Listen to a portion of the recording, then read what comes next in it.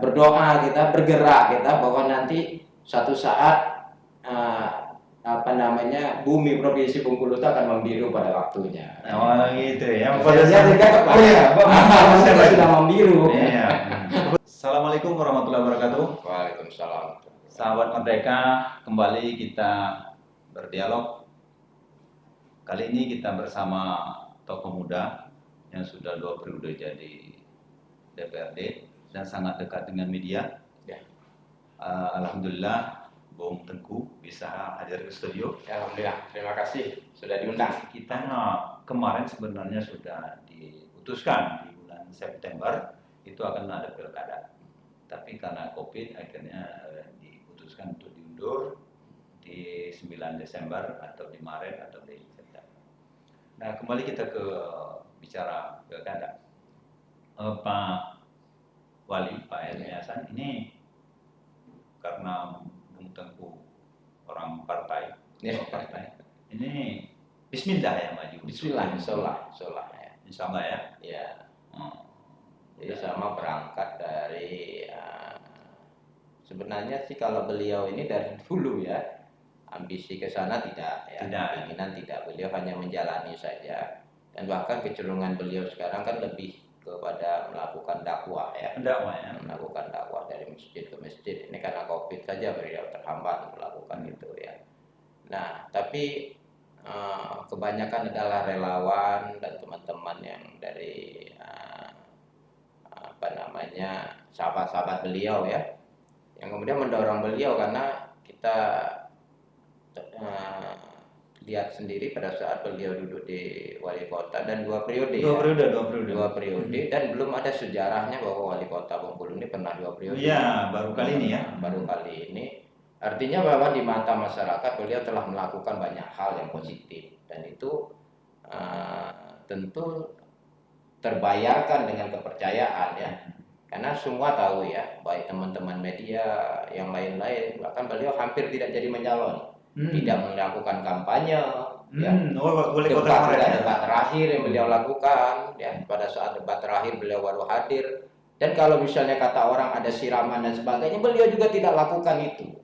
Jadi kami kemarin itu bisa dikatakan dibandingkan dengan periode pertama dulu, periode kedua lebih santai. Lebih santai ya, lebih tenang ya. Karena modal kerja nyata. Iya, kerja nyata yang beliau lakukan 5 tahun siang malam beliau ya untuk masyarakat itu rasanya rakyat Kota Bengkulu ini saya yakin kan cerdas sekali ya.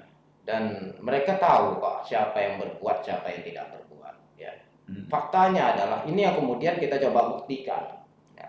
Beliau sampaikan ya, kalau misalnya saya nggak mau lakukan debat, saya tidak lakukan kampanye, karena apa yang sudah saya lakukan 5 tahun itu lebih dari itu ya.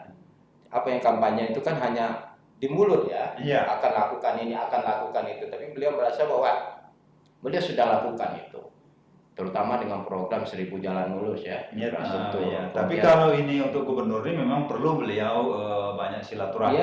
Silaturahmi artinya kan beliau duduk di Kota Bengkulu sebagai ibu kota provinsi ya. Hampir seluruh orang di kabupaten itu pasti pernah kalau naik pesawat pasti melalui tahu lah ya. Dan tentu ada perbandingan 5 tahun yang lalu sebelum Pak Helmi dengan 5 tahun yang sekarang bagaimana Kota Bengkulu.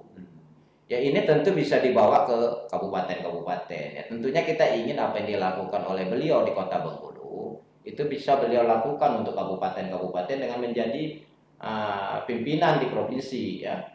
Karena masih banyak sekali di daerah-daerah yang memang ya dari sisi infrastruktur, dari sisi yang lainnya ya, yang masih memang perlu penanganan lebih lebih lanjut ya, lebih serius. Ya, karena Bung Tengku kan tahu persis lah di provinsi ya. Nah, Bung Tengku rencana pakai di samping Praupan. Ya, jadi kita menjalin komunikasi dengan beberapa sahabat ya. Ada di sana kita komunikasikan dengan Demokrat. Demokrat. Ya, Demokrat kita komunikasikan intens ya, cukup bagus. kemudian dengan Gerindra ya, Gerindra. komunikasi masih terus, kemudian dengan PKB kita komunikasikan, dengan Pak Mus, Hanura juga kita komunikasikan, bahkan dengan P3 terakhir juga kita lakukan komunikasi yang Oh ya, jadi kalau begitu Pak Bung Teguh ini nampaknya head to head ini. Kalau tinggal menyisakan Nasdem ya. Ya, Nyaris Nasdem juga bukan tidak kita terus juga ada komunikasi juga dengan Bang Ferry Iya. ya. Kemudian dengan di DPP-nya kita juga lakukan, karena faktanya bahwa hubungan kita dengan partai-partai sahabatnya juga cukup bagus ya, dari mulai tingkat pusat maupun di daerah ya. Ya dengan Golkar kita ajak komunikasi. Ya. Karena ya karena Pak Rohidinnya maju kan. Ya Pak Rudin maju. Ya, Pak Rudin informasi yang berkembang itu di 3 partai ya. Golkar, PDIP dan PKS yang sudah siap mengantarkan beliau. Nah, untukku kalau dari relawan Pak Rohidin, Pak Heru itu dia sudah mengatakan 75% sudah aman dan mengambil wakil rencana dari Rejang. Dan kemungkinan kata dia Pak Rojansa. Gimana kira-kira kalau dari hitung-hitungan? Dia tidak apa-apa gitu. Kita juga bersahabat baik dengan Pak John ya, Pak Rojansa. Mungkin bagus ya beliau ngambil itu. Tapi bagaimana dengan Pak Helmi? Pak Helmi ini kecenderungan tidak memikirkan siapa dulu wakilnya ya, siapa dulu ininya. Beliau coba dulu bekerja, lakukan silaturahmi dengan semua tokoh ya. Karena keyakinan beliau begini ya. Selalu beliau sampaikan manusia punya kehendak, Allah yang berkuasa, manusia punya kehendak, Allah yang berkuasa. Itu beliau selalu sampaikan itu ya. Jadi boleh saja kita kemudian berwacana ya, kalau misalnya tidak, tapi yang beliau lakukan adalah salah satu perintah Allah itu menjalin silaturahmi. Betul. Dengan orang lain, berbuat baik dengan orang lain. Karena ini nanti dari situ mungkin ada yang menggerakkan tergerak hati-hati tokoh-tokoh itu untuk mengusung siapa untuk berpasangan dengan Pak Helmi ya. Harapan kita seperti itu. Mau dari Rejang ya silakan, mau dari Selatan silakan, dari Jawa silakan, dari mana saja silakan gitu ya. Asal apa? Yang utama bagi beliau adalah niatnya sama enggak untuk kemudian membantu rakyat Kota Bengkulu ini berdiri tegak ya, berdiri tegak, bangkit dari ketertinggalan ya. Provinsi Bengkulu ya, bukan Provinsi Bengkulu lagi ya. Iya, Provinsi Bengkulu ini ya bisa kita inginkan apa yang dilakukan di kota ini dengan melalui 1000 jalan mulus itu juga bisa tertular di seluruh kabupaten dengan 1000 jalan mulus. Optimis kita bahwa APBD provinsi ini hampir 3,5 triliun. Ya. Kita anggap bahwa 1 triliun terpakai untuk belanja pegawai. Itu sudah besar sekali ya, sekitar segitu. 1 triliun untuk belanja pegawai. Masih ada 2 triliun lebih untuk bisa kita lakukan program infrastruktur. Fokusnya cuma satu saja kok. Kalau masyarakat di sini cuma satu saja. Jalannya mulus. Sehingga dari kebun ya ke sentra. Bukan menurut pemantauan kawan-kawan dari PAN, dari relawan Pak Helmi, saat ini masih sangat dibutuhkan itu jalan-jalan. Sangat dibutuhkan karena ada beberapa relawan yang kemudian bergerak ke beberapa desa. Mereka setelah mereka masuk ke desa tersebut hujan deras, mereka nggak bisa keluar lagi. Karena jalannya tidak bisa dilalui lagi, sudah jadi bubur. Jadi harus tunggu cuaca kering dulu baru kemudian desa bisa keluar dari desa tersebut. Ini kan parah sekali ya. Ini pengamatan kita langsung dengan laporan dari wartawan, dari relawan-relawan. Kita nggak usah lagi berbicara tentang sinyal handphone. Kita nggak usah berbicara tentang yang lain-lain ya. Jalan ini saja sudah nggak bisa dilalui kalau hujan. Betul. Nah, bagaimana sedangkan di dalam itu adalah sentra produksi. Sawit ada di dalam, karet ada di dalam ya. Nah, dengan kondisi karet turun, sudah nggak mau lagi mereka urus apa-apa. Karet sawit turun, mereka tidak mau urus apa-apa lagi. Karena apa? Yang harganya bagus saja mengeluarkannya udah setengah mati. Nah, jadi ini kondisi ya, keadaan ya. Apalagi dengan keadaan setelah corona ini, resesi ekonomi pasti akan terjadi. Pasti ya. Pertumbuhan ekonomi turun, harga-harga. Mungkin dari program-program yang pemikiran-pemikiran yang dituangkan dengan tim relawan ini atau Pak Helmi sendiri itu mungkin yang mempengaruhi beberapa partai itu cukup banyak dari kalau kita hitung yang mau bekerja sama atau bersama-sama mengusung Pak Helmi tadi ya. Iya, ya mereka mungkin kan kalau partai-partai teman-teman dari partai-partai besar ini saya yakin juga punya survei ya. Iya. Mereka pernah kita pernah survei. Kita juga pernah survei. Gimana hasilnya?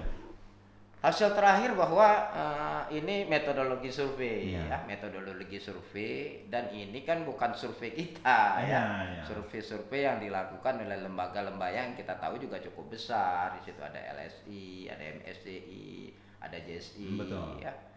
Bahwa ring Pak Rohidin dengan kita itu kan relatif sama. Itu dengan posisi bulan Desember yang kita juga belum melakukan gerakan apapun. Desember belum melakukan gerakan. Desember survei, keluar hasil survei dengan posisi yang hampir sama ya, sama lebih kurang itu. Kemudian Pak Helmi belum melakukan apa-apa, dan ini posisinya incumbent. Pak Rohidin ini incumbent ya, posisi relatif sama ya, selisih tidak sampai 1%, 1%-an itu kan dianggap sama karena margin error survei itu biasanya berkisar antara 3-4%. Jadi kalau selisih misalnya 1% itu dianggap sama oleh lembaga survei. Dan posisi pada saat itu kita belum melakukan belum apa-apa. Belum maksimal ya. Belum kita lakukan apa-apa, bukan maksimal. Relawan belum terbentuk, tidak ada satupun misalnya kalender Pak Helmi yang keluar. Spanduk-spanduk belum ada satupun. Itu baru kita lakukan di awal Januari. Saya baru dirikan relawan di awal Januari ya. Nah itu saat itu bergerak dan sampai hari ini kita belum lagi survei. Tapi kalau lihat gelagatnya, bagaimana nyinyirnya beberapa orang ya dari kubu sebelah terhadap kegiatan-kegiatan dilakukan oleh Pak Helmi, saya sudah membaca bahwa tentu surveinya sudah berbeda. Ada ini ya, mungkin ada perubahan ya. Ada perubahan gitu. Tapi ya wallahu alam saja ya. Kalau kita kan bukan persoalan bahwa kita mengejar itu ya, mengejar bagaimana kemudian niat kita dari awal itu kan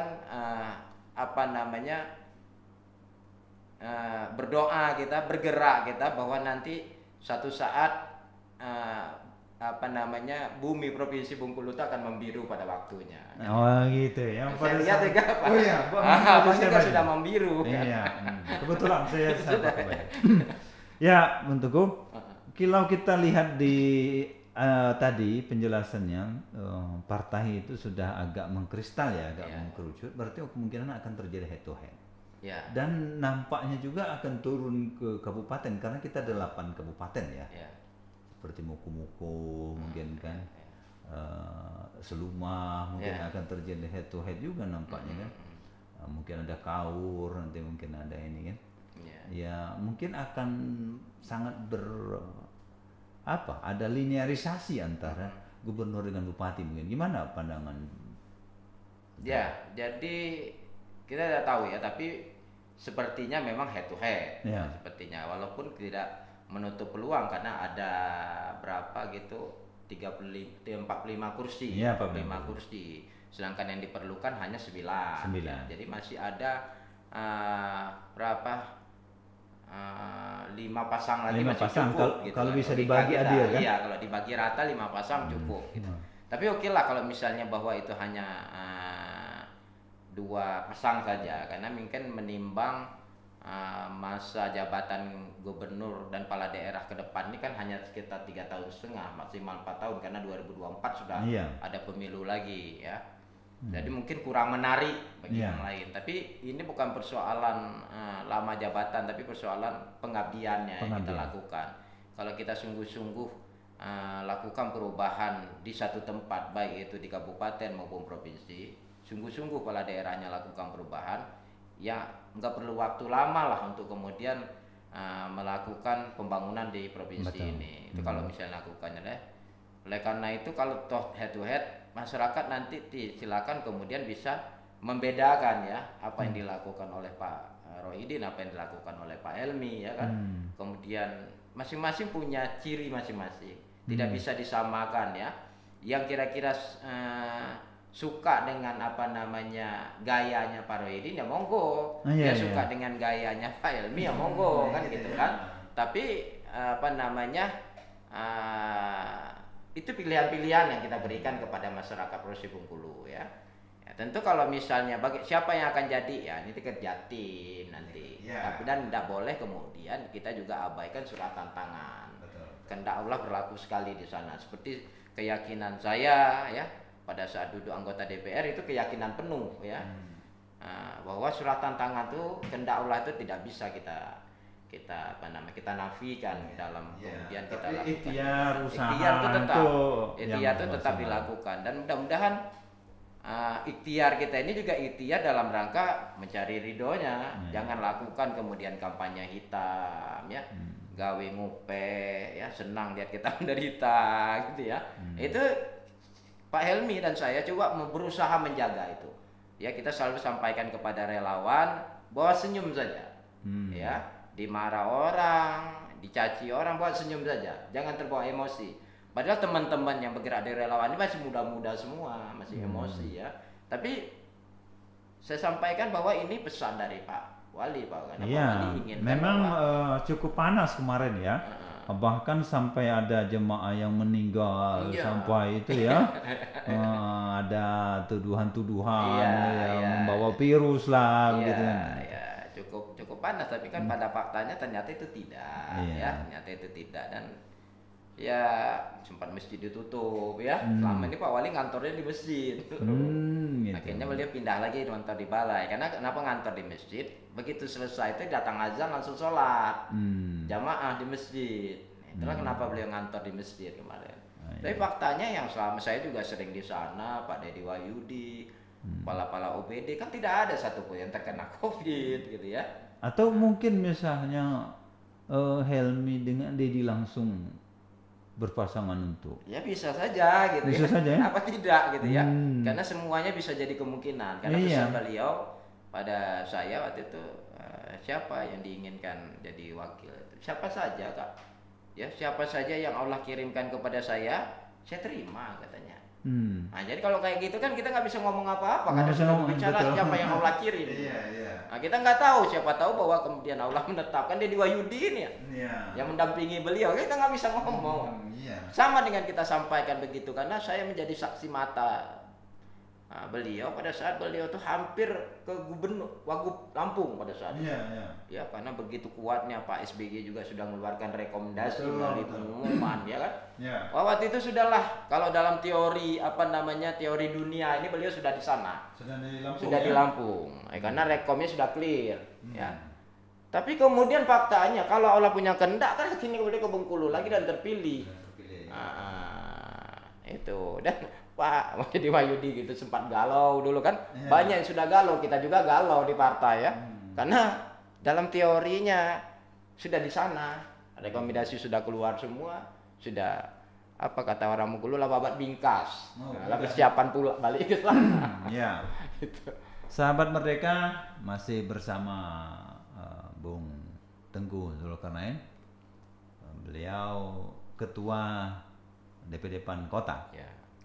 Yang saat ini menjadi pemenang ya di kota. Iya, pemenang di kota ya. Menjadi ketua DPR. Kalau di kabupaten lain?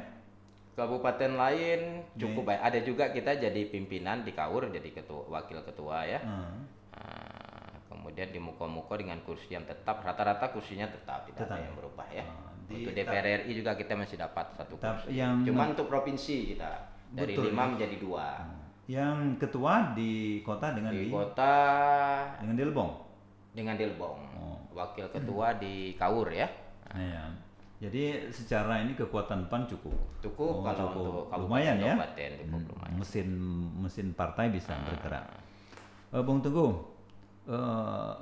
kalau melihat peta kekinian ya dengan dua arus yang besar ini ya.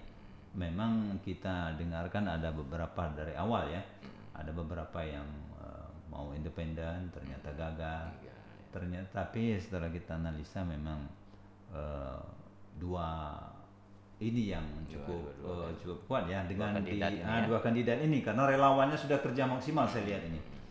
Gimana optimismenya? Ya yakin kita ya bahwa dari banyak hal yang kita turun di lapangan dengan relawan ya, Jadi kadang-kadang pada saat kita mau memasang APK ya, apa namanya, baliho atau spanduk tentang yang ada gambarnya Pak Helmi, bukan kita yang meminta tolong kepada warga, tapi warga kemudian meminta pasangkan di rumah kami saja Pak, pasangkan di rumah kami saja Pak. Ini membesarkan hati kami. Ya. Jadi mereka sendiri warga sana yang turun kemudian memasang baliho kita, ya, kemudian di depan rumahnya, dan sampai hari ini mereka jaga. Ya. Begitu juga dengan banner. Ada yang kemudian secara sukarela memberikan rumahnya untuk jadi posko. Oh, sudah sampai ke Sudah sana sampai ya? ke sana memberikan rumahnya untuk menjadi posko ya. Kita semua sudah di Kepayang relawan yang memberikan poskonya kepada kita, kemudian di Padang Ulak Tanding ya, Curup, di utara Muko-Muko sampai ke Kaur ya. Itu relawan yang menyediakan rumahnya untuk jadikan posko. Pakai saja rumah kami kapan saja sampai selesai pemilu boleh.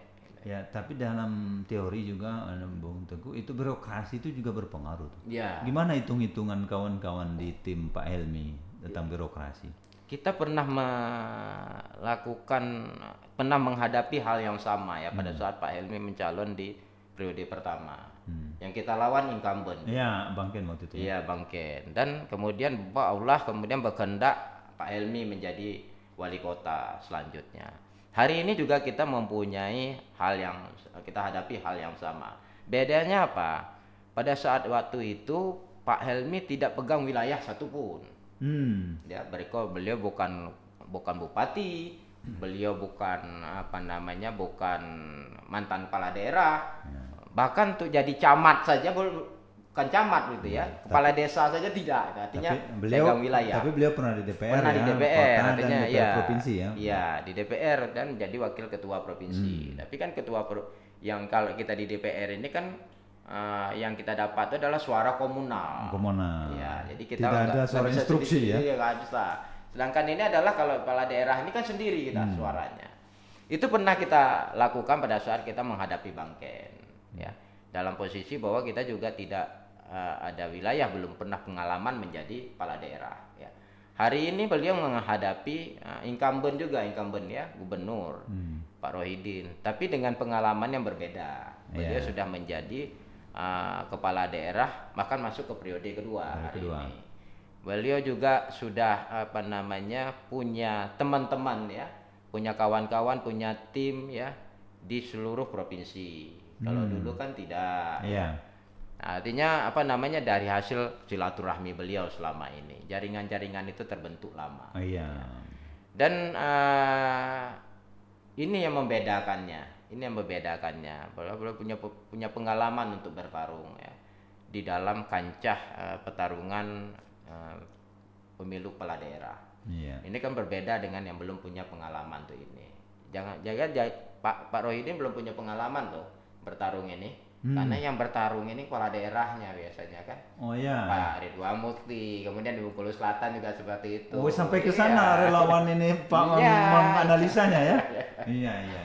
Iya, tapi juga dengan jaringan kalau misalnya Nasdem, Demokrat, PAN, Hanura, itu ada semua di daerah loh. Insya Allah. Jadi itu jaringan itu udah cukup kuat ya, P3, PKB, sebenarnya sudah cukup juga untuk mesin itu bergerak kan. Ya. Tapi memang birokrasi itu juga ya, Pak Helmi juga punya birokrasi ya. Birokrasi bahkan juga. di kota ini orang-orang dari daerah-daerah juga sebenarnya juga, kan. karena birokrasi Pak Helmi juga banyak yang punya jaringannya. Teman-teman kan ada yang berasal dari Rejang Lebong. Oh iya, yang pejabat-pejabat di kota ya. Dari selatan itu banyak sekali di kota gitu ya. Nah, itu kan juga jaringan juga. Tapi bisa menjadi penyambung lidah ya. Iya, bisa jadi penyambung lidah. Tapi ini kan kita sekali lagi katakan bahwa hati-hati loh, bahwa ASN ini kan juga tidak boleh terlalu masuk ke dalam wilayah itu. Silakan saja kalau pribadi ya. Tapi kalau kemudian berpolitik, yang pasang spanduknya udah kepala dinas ya, yang masang balihonya kepala sekolah SMK misalnya kan. Nah, ini kita pertanyakan juga, hati-hati ya kan gitu. Iya. Sahabat Merdeka, ini kalau diskusi dengan aktivis ini memang nggak akan ada hambatan dan akan selalu mengalir ya. Itulah kelebihan seorang aktivis. Nah, Bung Teguh, rencana ke depan? Saya mengalir sajalah. Ya kalau sudah jadi ketua DPR, ketua DPD PAN itu biasanya kan dia manakan untuk ke eksekutif ini Pak. Ya saya begini bahwa saya punya pimpinan. Pertama saya punya pimpinan. Tentu pimpinan nanti perintah pimpinan saya mau kemana saya jalankan. Itu ya. Itu kalau perintah pimpinan. Yang kedua saya lihat kalau Pak Wali ini sering bilang itu petunjuk langit ya. Petunjuk langit ya. Saya kadang-kadang nggak berani nyaman-nyaman dengan dia kan petunjuk langit itu enggak. Ikut-ikutan lu katanya kan gitu. Saya lihat apa lebih seperti airnya mengalir ya. Jadi ngeri-ngeri sedap kita kalau persoalan jabatan ini karena tanggung jawab besar jabatan kita, tanggung jawabnya kan mungkin besar ya Bang. Bang Raymandina. Jadi kalau kita kecil, kalau hanya orang biasa saja tentu yang ditanya nanti pada saat kita di yaumil akhir kan kecil juga. Tapi minimal kan kita karena bicara di ketatanegaraan kita, PAN itu sudah bisa mengusung kursi sendiri. Tataran itu ya. Dan memang itu terah ini ya. Bahwa PAN dulu Bang Ken PAN, kemudian Pak Helmi PAN, kemudian Pak Helmi lagi PAN. Kita inginkan juga begitu karena prinsipnya adalah kalau ditanamkan dari girohnya PAN itu adalah kalau kemudian PAN berbuat ya PAN pasti menang. Tapi kalau PAN tidak berbuat maka jangan harap bahwa PAN akan menang. Nah ini yang kemudian kami lakukan terus ya. Jadi pada saat kemudian COVID, yang pertama kali melakukan penyemprotan disinfektan ke rumah warga adalah Partai Amanat Nasional. Kemudian juga sekaligus kemudian kita membagikan masker pada saat itu dan ada juga sembako bagi kalangan yang waktu itu kondisinya parah sekali ya. Nah kemudian di satu sisi yang lain juga Pak Helmi bersama dengan Bung Deddy Wahyudi juga wakil wali kota dan wakil wali kota melakukan hal yang juga cepat ya dalam penanganan COVID sehingga pada saat sampai hari ini sudah mulai pertama kali COVID melanda sampai hari ini PAN masih terus lakukan penyemprotan, tidak berhenti. Sekalian juga melakukan advokasi pada saat itu. Advokasinya lebih kepada persoalan perbankan. Iya, itu dilakukan oleh PAN sampai hari ini. Dari PAN sampai hari membuka pengaduan terhadap bila ada perbankan yang masih menagih. Karena instruksi presiden kan diberikan waktu 1 tahun. Instruksinya wali kota juga diberikan 1 tahun. Ini bukan ngemplang, tapi lebih kepada diberikan termin yang lebih panjang. Ya tahun ini tidak. Tapi misalnya dia dulu nyicil 3 tahun ngambil termin. Nah karena dia mintakan tempo 1 tahun, dia diperpanjang jadi 4 tahun. Ya, itu kan sebenarnya bank tetap untung. Cuman dalam keadaan COVID ini kita semuanya prihatin lah ya, berempati semualah terhadap kondisi masyarakat. Sahabat mereka memang sosok Tengku ini memang cukup bersahaja. Sebenarnya tanda-tanda dia untuk melanjutkan kepemimpinan Pak Helmi ini sudah jelas. Ya karena beliau diamanahi menjadi ketua DPD PAN. Sebenarnya itu sudah tanda-tanda. Tapi beliau tidak mau menyamakan dengan Pak Helmi. Nanti nunggu perintah langit, tapi sebenarnya itu sebuah tanda. Dan saya kira seorang kader partai ya memang harus selalu siap ya, untuk melanjutkan perjuangan atau kepemimpinan Pak Helmi di kota. Siap itu kira-kira seorang aktivis partai dan ketua DPD ini? Ada sinyal itu? Ya, jadi memang ada wacana bahwa yang yang sekarang duduk ya kebetulan adalah teman-teman dekat sekali. Pak Helmi, Pak Deddy Wahyudi ya, itu teman-teman dekat sekali. Kemudian bila Pak Helmi mendapat amanah dari rakyat untuk menjadi gubernur itu kan pikir juga bahwa tentu yang melanjutkan adalah Bung Deddy Wahyudi ya, sahabat dekat saya juga itu. Kita ingin bahwa apa yang dilakukan ini bagaimana kemudian Pak Helmi dan Bung Deddy Wahyudi terus bersama-sama ini sebenarnya luar biasa kebahagiaan yang kami rasa ya. Ini juga sekaligus seperti beliau memberikan sebuah pelan-pelan beliau memberikan estafet kepemimpinan kepada diri. Ini bagus sekali saya lihat. Dan tentunya makanya saya katakan tadi baik ya. Bila Bung Deddy ini kemudian memang saya lihat dia bagus sekali juga, kemudian bagaimana dia memperhatikan apa yang dilakukan oleh Pak Helmi ya, dia ikuti apa yang dilakukan oleh Pak Helmi. Tentu kita juga nanti maka itu memang ini perintah dari Pak Helmi ya, dan kita lihat bahwa di dalam kepemimpinan Pak Dedi ini juga memberikan kebaikan yang luar biasa bagi warga Kota Bengkulu. Kenapa tidak juga PAN kemudian mendorong beliau? Oh, jadi ya, tidak harus gitu, tidak harus begitu. Tidak harus mesti PAN jadi wali kota ya? Ya, tentu tidak harus seperti itu. Ini kan tergantung pada komunikasi yang lain. Apalagi bahwa sesama kita ini adalah sahabat-sahabat dekat. Visinya kita tahu bersama ya. Visinya kita tahu bersama apa yang diingin. Kadang-kadang kita tidak perlu berbicara pada saat kita kadang-kadang duduk ini bertiga ini. Sudah paham apa yang harus dilakukan oleh masing-masing. Nah ini kan sudah bicaranya kan hati ini ya, dengan bahasa menangkap isyarat mata, menangkap isyarat tubuh saja kita sudah tahu ini, oh dia nggak senang ini, dia suka gitu, dia maunya seperti ini, itu sudah bisa kita tangkap dan seperti itu. Karena kedekatan Pak. Iya, kedekatan emosional itu saja. Nah ini ya tentu apa yang dilakukan oleh Pak Helmi mungkin nanti bisa dilanjutkan oleh Pak Dedi Wahyudi ya. Yang penting bagi PAN begini adalah kita inginkan yang hadir di Kota Bengkulu ini adalah pemimpin yang siap berbuat bagi rakyatnya, ya, mengorbankan kepentingan dirinya untuk kepentingan seluruh rakyat Kota Bengkulu. Ini sebenarnya prinsip PAN seperti itu, ya. Jadi tidak kemudian PAN ego, kemudian harus kader. Oh, gitu ya? Tidak, gitu ya. Kalau kemudian bahwa